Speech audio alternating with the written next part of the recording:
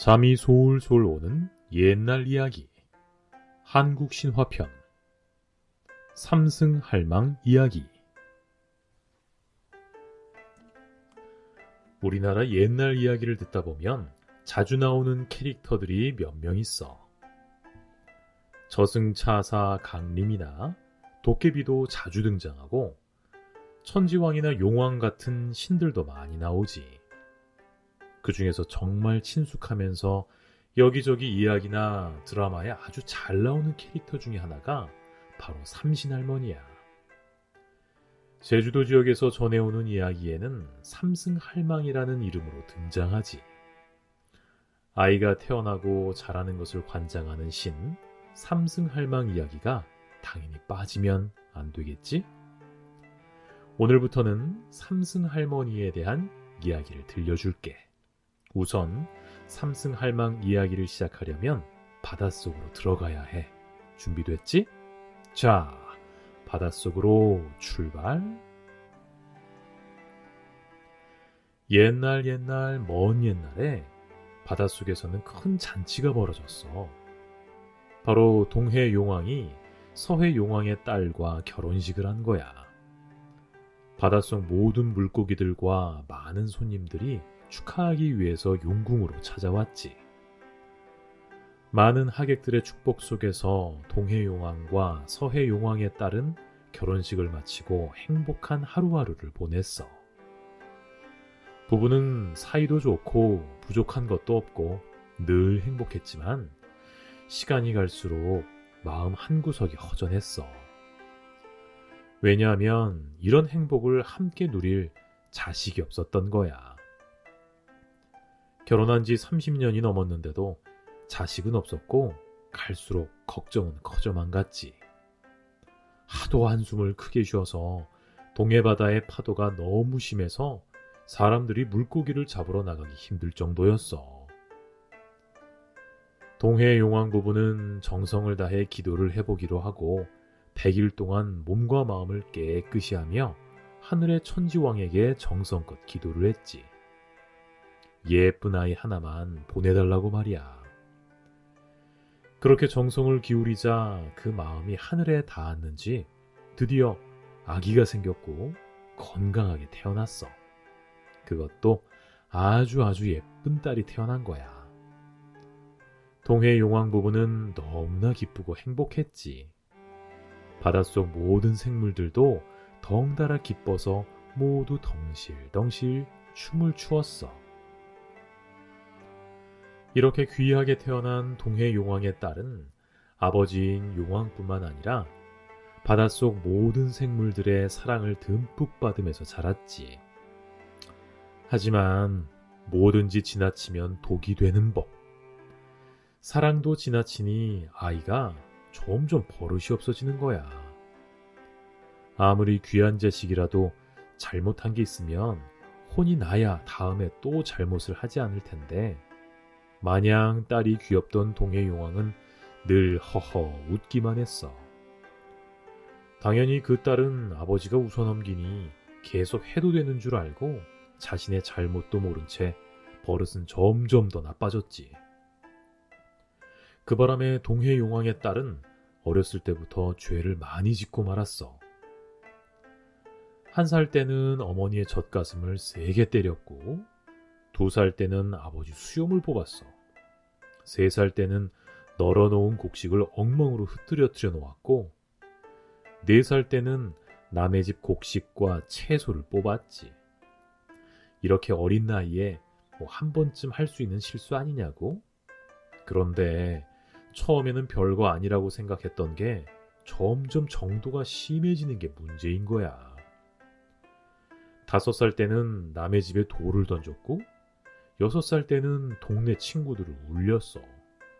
급기야 7살 때는 마을 어른에게 욕을 했고 8살 때는 마을에 나쁜 소문을 퍼뜨리고 9살 때는 거짓말을 해서 사람들 사이를 안 좋게 만들기도 했어. 동해 용왕이 딸을 귀여워하는 만큼 그 딸의 버릇은 점점 없어졌고 이제 사람들에게 피해를 주기 시작한 거야. 결국 늙은 신하 한 사람이 대표로 용왕을 찾아갔어.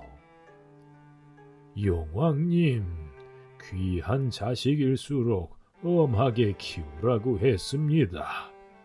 용왕님께서 늦게 보신 따님이라 아끼시는 마음은 알겠으나 공주님의 행동이 점점 도가 지나쳐 사람들의 고생이 이만저만이 아닙니다. 이제는 결단을 내리셔야 합니다. 공주님이 궁전 밖으로 나오지 못하게 하시거나 멀리 떠나보내시옵소서. 밖에서 공주가 어떻게 지내는지까지는 신경 쓰지 못했던 용왕은 신하의 말을 듣고 불같이 화가 났지. 내가 뒤늦게 얻은 귀한 딸이라고 너무 감싸기만 해서 일이 이렇게 됐구나. 지금이라도 이를 바로잡아야겠다. 공주를 불러오라. 그동안의 잘못에 대해 책임을 묻겠다. 동해용왕은 너무도 딸에게 실망한 나머지 처음에는 딸을 죽이려고 했어. 왜냐하면 이건 단지 아버지와 딸 사이의 문제가 아니라 그 바람에 많은 사람들이 피해를 입었기 때문이지. 이렇게 단단히 화가 난 동해용왕의 모습을 본 부인은 발을 동동 굴렀어. 자칫 잘못하면 딸이 죽게 생겼으니까. 결국 부인은 동해용왕의 옷자락을 붙잡고 울면서 말했어. 여보, 공주가 아무리 잘못을 많이 했어도 우리 딸 아닙니까? 어떻게 내 뱃속에서 나온 자식을 죽인단 말입니까? 용서해주자는 말은 하지 않을게요. 다른 벌을 줄지언정 죽이지는 말아주세요. 동해용왕도 화가 좀 가라앉았는지 울며 매달리는 부인을 보자 마음이 약해졌어. 하지만 그렇다고 그냥 넘어갈 수는 없었어. 차마 죽이지는 못하겠지만 어떻게 벌을 주어야 할까 깊은 고민에 빠졌지. 눈치를 살피던 부인은 그런 용왕의 모습을 보고 이렇게 이야기를 했어. 공주도 자신이 잘못한 것을 알아야 하니 벌은 충분히 받아야 해요. 귀양을 보내는 건 어때요? 바다 밖으로 보내는 거예요. 여기서야 용왕의 딸이지만 밖에서는 살아가는 게 쉽지 않을 거예요. 괴짝에 넣어서 바다 위로 올려보내죠. 그렇게라도 해야 남편을 달랠 수도 있고 딸도 살릴 수 있을 것 같았지.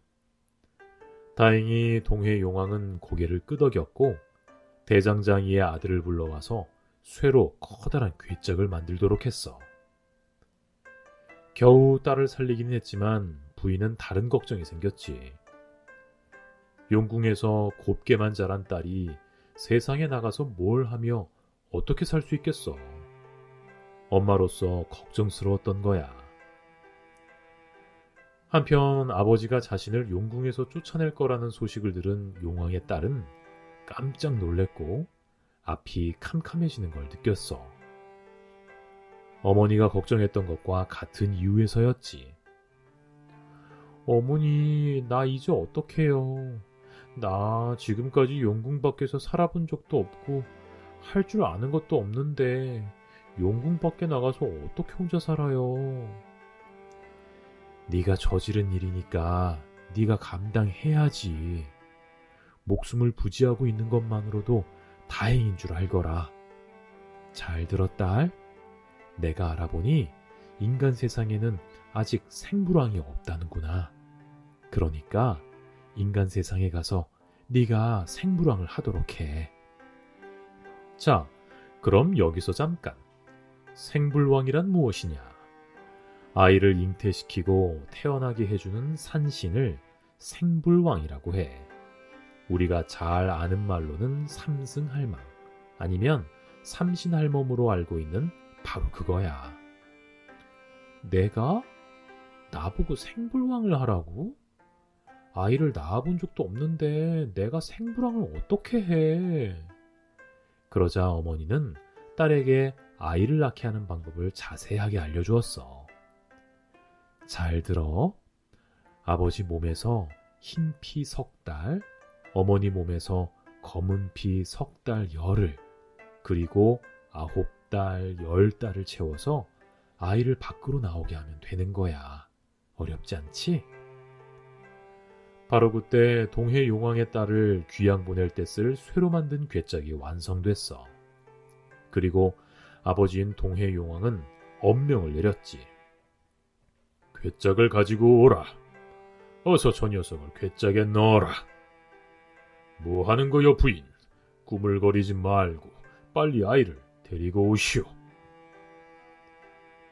동해 용왕의 딸은 울면서 쇠로 만든 괴짝으로 들어갔고 무거운 괴짝문이 닫히고 굵은 자물쇠가 채워졌어. 그런데 갑자기 괴짝이 완성되어 일이 서둘러 진행되는 바람에 동해 용왕의 부인은 딸에게 깜빡하고 말을 안 해준 것이 있었는데 그게 퍼뜩 생각난 거야. 아까 아이를 어떻게 잉태시키는지 알려줬잖아. 거기서 제일 중요한 걸 빠뜨린 거야. 뭐냐면 산모가 아이를 낳을 때 아기를 어디로 내보내는지를 안 알려준 거야. 하지만 이미 괴짝은 단단히 잠겼고 동해 용왕의 딸은 괴짝에 실려 바다 위로 보내졌지. 쇠로 만든 괴짝은 바다 여기저기를 떠다녔어. 배처럼 돛도 없고 노를 젓는 사람도 없으니 그냥 넘실대는 파도를 따라 정처 없이 떠다녔지. 안에 갇힌 용왕의 딸은 얼마나 무섭고 답답했을까? 괴짝은 그렇게 물 위 3년, 물 아래 3년을 떠다니다가 드디어 한 바닷가에 도착했어. 바닷가에 물고기를 잡으러 온 사람들이 떠내려온 커다란 괴짝을 보고 고개를 갸우뚱거리며 안에 뭐가 들었을지 궁금해했어. 하지만 아직 아무도 그 괴짝을 열어보지는 않았어. 자물쇠로 단단히 채워져 있기도 했지만 이상한 게 나올 수도 있으니 무섭기도 했지. 그리고 그 괴짝에는 임 박사가 열어보라 라는 글씨가 써 있었어. 그래서 사람들은 그 괴짝을 열어보지 않고 그 글귀에 적힌 대로 임 박사를 찾아가서 건네줬지. 이게 뭐지? 내가 누군지 어떻게 알고 나한테 이런 걸 보낸 거야? 임 박사는 요리조리 살펴보았는데 단단히 잠겨있는 자물쇠를 풀 수 있는 방법이 없었어. 왜냐하면 열쇠가 없었거든. 난감했던 임 박사는 에라 모르겠다는 식으로 자물쇠를 힘껏 걷어찼어. 그랬더니 자물쇠는 힘없이 툭 떨어졌지. 임 박사는 어리둥절하면서도 궁금증을 이기지 못하고 조심스럽게 괴짝을 열어봤어. 그랬더니 그 안에서 아주 아름다운 꽃처럼 예쁜 여인 하나가 앉아있는 거야. 어이쿠, 이게 뭐야? 누구냐 넌? 사람이냐 귀신이냐? 동해 용왕의 딸도 인간 세상에 처음이라 어리둥절한 표정으로 괴짝에서 임 박사를 바라봤어. 다시 묻겠다. 너는 누구냐? 저는 동해 용왕의 딸이에요. 동해 용왕의 딸? 아니, 동해 용왕의 딸이면 바닷속에서 살 일이지 왜 여기서 나온단 말이야? 동해 용왕의 딸은 사실대로 말할까 하다가 벌받아서 온 거라고 하기에는 자존심도 상하고 괜히 해코지 당할까봐 뭐라고 말할지 망설였어. 그때 어머니가 해준 말이 생각났어. 인간 세상에 가서 생불왕이 되라고 했던 말 말이야. 인간 세상에 아직 생불왕이 없다면서요? 그래서 생불왕이 되기 위해 인간 세상에 왔답니다. 그 말을 들은 임 박사는 정말 기뻤어. 왜냐하면 그럴 만한 사연이 있었지. 임 박사는 50이 넘은 나이임에도 아직 아이가 없었어. 임 박사 부부는 아이를 얻기 위해 오랜 시간 노력하고 기도도 열심히 했지만 소용이 없었어. 그런데 동해용왕의 딸이 생부랑이 되겠다고 자기 눈앞에 떡하니 나타난 거야. 아이, 그랬군요. 어서 오십시오. 어서 와요. 얼마나 기다렸는지 모릅니다. 이제야 우리 부부의 고민을 들어주시고자 천지신명께서 생불왕을 보내주셨네요. 부탁드립니다. 저희 부부에게 아이 하나만 점지해 주십시오. 좋습니다. 그렇게 하지요. 그러고는 용궁을 떠나기 전 어머니가 일러준 대로 임박사 부인의 몸속에 아이가 들어설 수 있게 해줬어. 임박사의 부인은 곧 아이를 임신했고 두 부부는 너무나 기뻤지. 행복해하는 부부를 본 동해용왕의 딸도 덩달아 기뻤어. 그동안 자신의 행동 때문에 사람들이 불편해하고 힘들어하는 모습만 봤는데 행복해하는 모습을 보니 태어나서 처음으로 뿌듯한 마음을 느꼈던 거야. 그래서 앞으로도 사람들에게 아이를 점지해 줘서 기쁨을 주겠다고 마음속으로 다짐까지 했단다. 하지만 기쁨도 잠시였어. 한 가지 문제가 생긴 거야. 아기를 임신하고 있는 시간인 10달은 눈 깜짝할 사이에 빠르게 지나가는데 아기를 어디로 내보내야 하는지를 배우지 못했던 동해용왕의 딸은 해산의 시간이 다가오자 불안해졌어. 임박사 부인의 배는 점점 부풀어 올랐고 결국 해산할 때가 됐어. 하지만 아이를 나오게 하는 방법을 몰랐던 동해용왕의 딸은 아무것도 할 수 없었고 그러는 사이 2달이 더 지났지. 이제 임박사 부인의 배는 곧 터져버릴 것처럼 커졌고 임박사 부인도 고통을 호소했어. 그 모습을 본 임박사의 마음은 어떻겠어. 겨우겨우 힘들게 아이가 생겼는데 이제 아이는 물론 아내까지 죽게 되는 거 아닐까 불안해진 거야. 동해용왕의 딸도 산모가 혹시나 죽을까봐 덜컥 겁이 났어. 그래서 어디로 아이를 나오게 하면 될까 보려고 부인의 몸을 이리저리 살펴봤어. 그러다가 은가위를 가지고 부인의 오른쪽 겨드랑이를 찢고 아이를 꺼내려고 했어. 하지만 당연히 거기서 아이를 꺼낼 수는 없었지. 이를 어쩌나. 아버지가 하필 그때 고함만 지르지 않았어도 제대로 배웠을 텐데 어머니는 왜 끝까지 제대로 가르쳐 주시지 않은 거야. 동해용왕 딸은 자신이 모르는 것을 탓하지 않고 아버지와 어머니를 원망하기 시작했어. 이게 도대체 어떻게 된 일입니까? 생불왕이라면서요. 어떻게 좀 해보세요. 이러다가 아이도 산모도 다 죽겠습니다. 당신 생불왕 맞아? 사기꾼 아니야? 동해용왕의 딸은 임박사가 이렇게 원망하고 추궁하자 불안해져서 일단 집을 뛰쳐나왔어. 그리고 물가에 있는 수양버들 나무 아래에 주저앉아 울기 시작했지. 이제 어떡하지? 나도 모르겠다고. 아이 나오게 하는 건 안 배웠다고. 왜 나한테만 그러는 거야? 한편 동해용왕의 딸만 믿었다가 아이는 고사하고 아내까지 잃게 생긴 임박사는 집을 뛰쳐나가는 동해용왕의 딸을 보고 기가 막혔어. 하지만 동해용왕의 딸처럼 주저앉지는 않았어. 임박사는 곧 죽을 것처럼 힘들어하는 아내를 살리기 위해 곧바로 산으로 올라갔고 제단을 차려 천지왕에게 억울함과 원통함을 호소하며 기도를 올렸어. 이런 임박사의 기도를 들은 천지왕은 임박사에게 어떤 일이 있었는지를 들었고 인간 세상에 제대로 된 생불왕이 필요하다는 것을 알았지. 그래서 주변 신하들에게 생불왕으로 적합한 인물을 추천하라고 했어. 얼마 후 천지왕의 신하들은 명진국에 살고 있는 한 소녀가 딱이라고 입을 모아 추천했어. 이제부터 그 소녀를 명진국 따님이라고 부를게.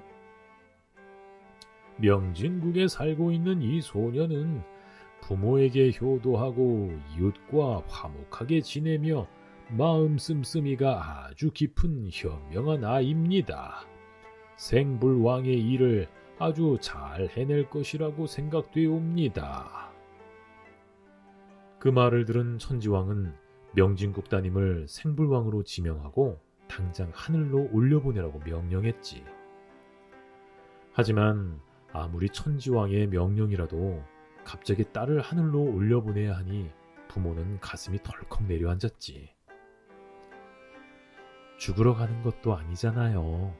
너무 슬퍼하지 마세요. 잘 해낼게요. 명진국 따님은 의젓하게 슬퍼하는 부모를 위로하고 하늘에서 온 사자를 따라 나섰어.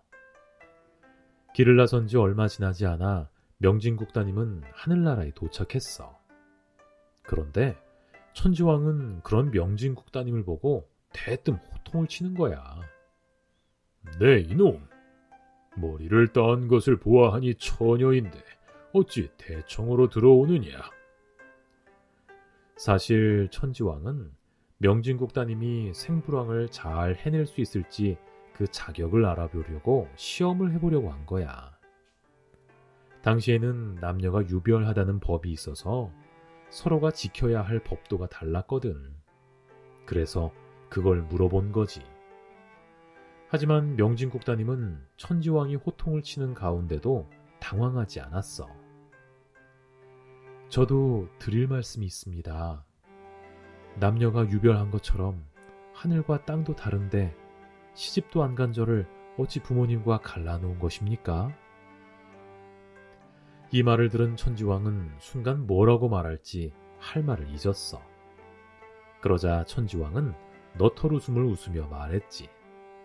하하, 과연 듣던 대로 현명하고 당차구나. 마침 세상에 생불왕이 없으니 네가 그 자리를 맡아주었으면 좋겠다. 천지왕님, 저는 아직 어리고 결혼도 하지 않고 아이도 낳아본 적 없는 처녀입니다. 그런 제가 어떻게 아이를 점지해준다는 말입니까? 그렇겠구나. 하지만 내가 그 방법을 알려주면 되지 않느냐. 잘 듣거라. 아버지의 몸에서 흰 피 3달, 어머니의 몸에서 검은 피 3달 열흘, 살 살아서 3달, 뼈 살아서 3달, 이렇게 9달과 20알을 채운 다음 뻣뻣한 아기 어머니의 뼈를 늦추고 자궁의 문을 통해서 내보내면 된단다. 이렇게 아이가 태어나도록 하는 방법을 상세히 배우고 생불왕이 된 명진국 따님은 다시 인간 세상에 내려왔어. 여기까지만 봐도 동해용왕딸과는 완전히 다르지? 동해용왕딸은 말썽을 부려 쫓겨나왔고 아기가 태어나게 하는 법도 제대로 배우지 못하고 온 반면 명진국 따님은 현명하기로 소문난 사람이었는데 천지왕에게 직접 아이가 태어나도록 하는 방법을 자세히 배우고 세상에 내려온 제대로 된 생불왕이었던 거지. 명진국 따님은 세상에 내려올 때 아주 아름다운 모습이었대. 비단으로 만든 남색 저고리에 비단으로 만든 하얀색 바지를 입고 비단으로 만든 붉은 치마와 명주 속옷을 입었어. 그리고 은으로 만든 가위와 참실, 꽃실을 들고 있었지. 세상에 아기가 태어나는 일은 참 아름다운 일이거든. 그런 모습을 온몸으로 표현하고 있는 것 같았어. 아무튼 인간 세상에 내려온 명진국 따님은 곧바로 임박사의 집으로 갔어. 아까도 이야기했지만 이미 아이를 낳을 때가 지난 임박사의 부인은 당장이라도 죽을 것처럼 고통스러워했지. 명진국 따님은 서둘러서 천지왕에게 배운 대로 임박사 아내의 뻣뻣한 뼈를 느슨하게 해서 자궁문을 열었어. 그리고 가지고 있던 은가위로 아기 코를 살짝 건드리자 양수가 터졌지. 명진국 따님은 이미 지칠 대로 지친 임박사 아내의 손을 꼭 잡고 힘을 불어 넣어주었어. 그러자 꺼져가는 것 같았던 임박사의 아내도 힘이 솟았어. 그리고 배에 힘껏 힘을 주었어. 그러자 막혔던 길이 뚫리듯 아기가 산도를 따라 스르륵 밖으로 나왔지. 명진국 따님은 처음 해보는 일이었지만 거침이 없었어. 가지고 온 은가위로 탯줄을 자르고 참실로 배꼽에 붙은 탯줄을 묶었어. 그리고 아기를 번쩍 들어 올리자 그동안 엄마 뱃속에서 답답함을 토해내듯 아기는 우렁찬 울음을 터뜨렸지. 처음 하는 일이라 긴장했던 건지 명진국 따님의 이마에는 땀이 송글송글 맺혀 있었어. 정신없고 힘들었지만 무사히 아이를 태어나게 했다는 뿌듯함과 감동으로 명진국 따님의 마음은 벅차올랐어. 한편 물가 버드나무 밑에서 울고 있던 동해용왕의 귀에도 아기 울음소리가 들려왔어. 분명히 어쩔 방도가 없었는데 무슨 일인가 싶어서 동해용왕의 딸은 임박사의 집으로 다시 돌아왔지. 집을 둘러보니 이미 출산을 마친 임박사의 부인과 아기가 보였고 그 옆에 임박사의 아내를 보살피고 있는 아름다운 여자가 있는 것을 보았어. 그리고 곧 그 여자가 무사히 아이를 태어나게 했다는 것을 알았지. 한편으로 아기가 무사히 태어나서 다행이라고 생각했지만 또 한편으로는 자기가 못한 일을 한 명진국 따님을 보고 시샘도 나고 심통이 났지. 그래서 곧장 따지듯이 물었어. 나는 동해용왕의 딸로 인간 세상의 생부랑이 되기 위해 왔는데 너는 누구냐? 누구인데 내 일을 하는 거야? 그 말을 들은 명진국 따님은 차분하지만 당차게 대답했어. 나는 명진국의 딸로 하늘에 계신 천지왕의 명을 받아 인간 세상의 생부랑이 되어 내려왔습니다만. 이 말을 들은 동해용왕의 딸의 가슴속은 부글부글 끓어올랐어. 어찌 보면 인간 세상에 쫓겨온 동해용왕의 딸이 할 수 있었던 유일한 희망이 생부랑이었는데 이제 명예도 잃고 일자리도 잃은 셈이었던 거지. 화가 머리끝까지 난 동해용왕 딸은 원래 성격이 나와버리고 말았어. 대뜸 명진국 따님의 머리채를 잡고 흔들면서 악다구니를 썼지. 생부랑은 나야, 나라고. 이 아기도 내가 만들었는데 네가 뭐라고 해산을 시켜. 이러면서 명진국 따님을 발로 걷어차고 뺨까지 때리면서 온갖 악동짓을 했지.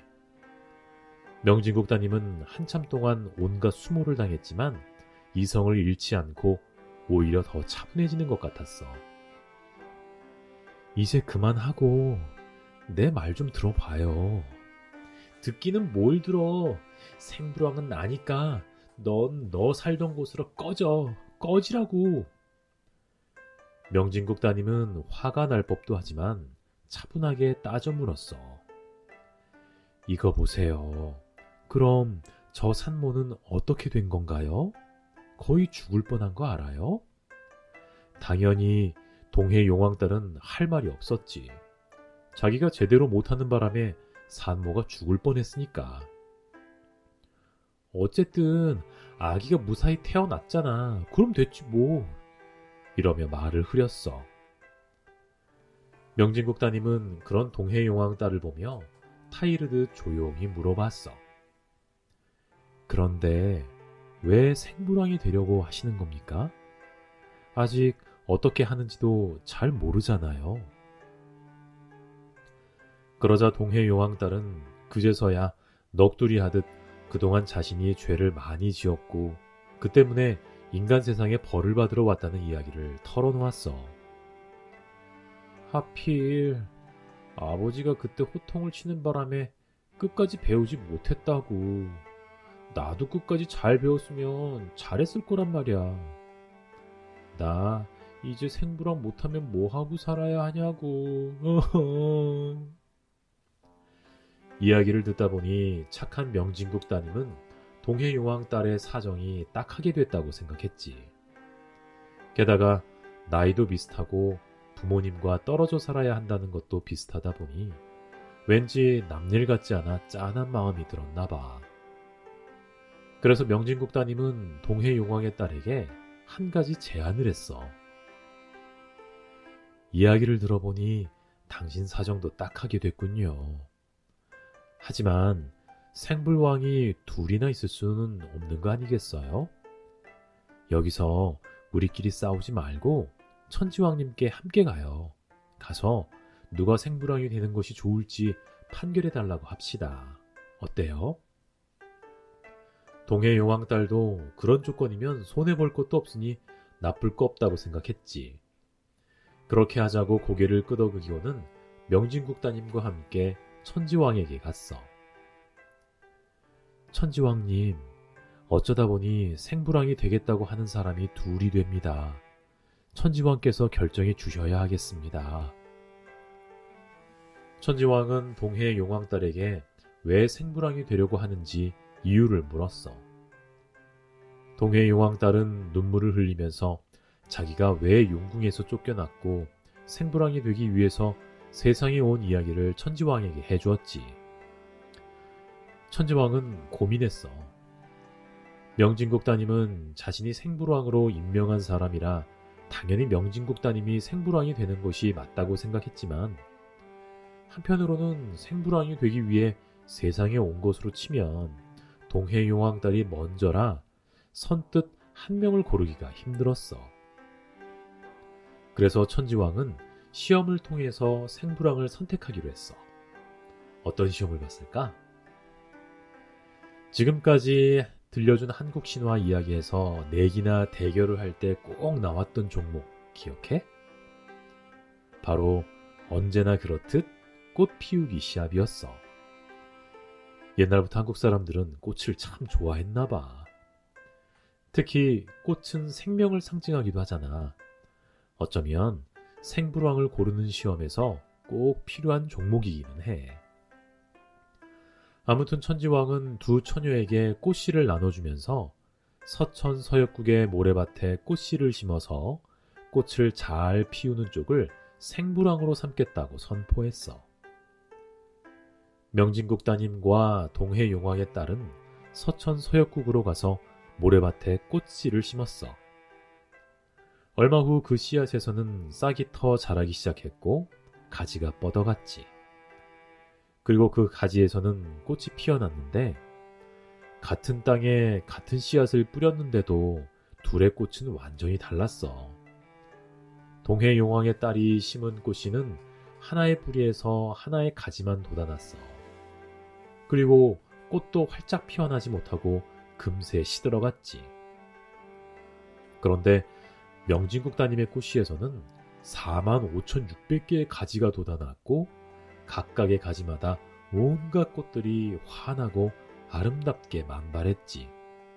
이 정도면 누가 봐도 명진국 따님의 승리였어. 천지왕은 고민할 필요가 없었지. 그 자리에서 명진국 따님은 생불왕으로 임명했고 동해 용왕에 따른 죽은 아이들의 영혼을 돌보는 저승할망으로 삼았어. 그리고 두 사람에게 이렇게 이야기했지. 이제부터 생불왕은 가난한 집이나 부잣집이나 가릴 것 없이 건강한 아이들이 많이 태어나도록 해서 세상에 번성케 되도록 하거라. 그리고 저승할망은 죽은 아이들의 영혼을 잘 돌보도록 하라. 그렇게 두 사람은 각각 생불왕과 저승할망이 됐지만 저승할망이 된 동해용왕의 딸은 기분이 나빴지. 예나 지금이나 능력이 부족하면 그걸 인정하면 좋을 텐데 그게 잘 안 되나 봐. 동해용왕의 딸은 질투가 나서 참을 수가 없었지. 결국 그 속마음을 감추지 못하고 명진국 따님이 키워낸 꽃가지 하나를 꺾어서 가져갔어. 그것을 본 명진국 따님은 당연히 화가 났지. 아니, 지금 뭐 하는 겁니까? 왜 남의 꽃가지를 꺾는 거죠? 그러자 동해용왕의 딸은 비아냥거리며 명진국 따님에게 이렇게 말했어. 당신은 아기들이나 많이 태어나게 해. 천지왕님 말씀 들었지? 가난한 집, 부잣집 가리지 말고 많이 태어나게 하라고. 난 내 할 일 할 테니까. 그 말을 들은 명진국 따님은 불안해졌어. 그래서 다시 다짐을 받듯 동해용왕의 딸에게 말했지. 어려서 죽은 아이들이 있다면 꼭 잘 돌봐주셔야 해요. 아기가 100일이 되면 이 꺾인 꽃가지처럼 아기들에게 온갖 병을 안겨줄 테다. 이 말을 들은 명진국 따님은 앞이 캄캄해지는 것 같았어. 아무래도 저승할망의 성격으로 보면 진짜로 그렇게 할 것 같았거든. 온갖 질병 속에서 고통받을 아이들을 떠올리자 걱정이 이만저만이 아닌 거야. 아무래도 안 되겠다 싶어서 명진국 따님은 저승할망을 잘 달래야겠다고 생각했어. 그래서 화가 났지만 꾹 참고 저승할망에게 말했지. 이봐요, 마음을 좀 가라앉혀요. 이렇게 귀여운 아기들을 괴롭혀서 뭐가 좋을 것 있다고. 난 저승에서 살아야 해. 거긴 즐거울 일도 없고 죽은 사람들 뿐인데 따도록 어쩌라고.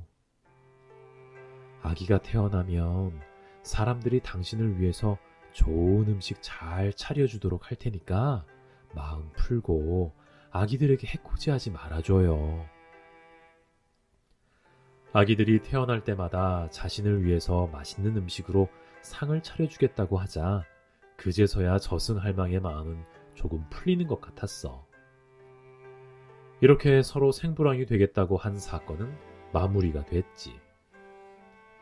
서로의 사정은 달라졌지만 생부랑과 저승할망으로 나뉜 두 처녀는 조촐하게 음식상을 차려서 이별주를 나눠 마셨어.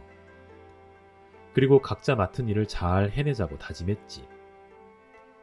한때 서로 경쟁을 하기도 했고 사이가 안 좋아지기도 했지만 이제는 서로 덕담을 나누면서 안 좋았던 마음을 풀고 각자의 길로 떠나게 됐대.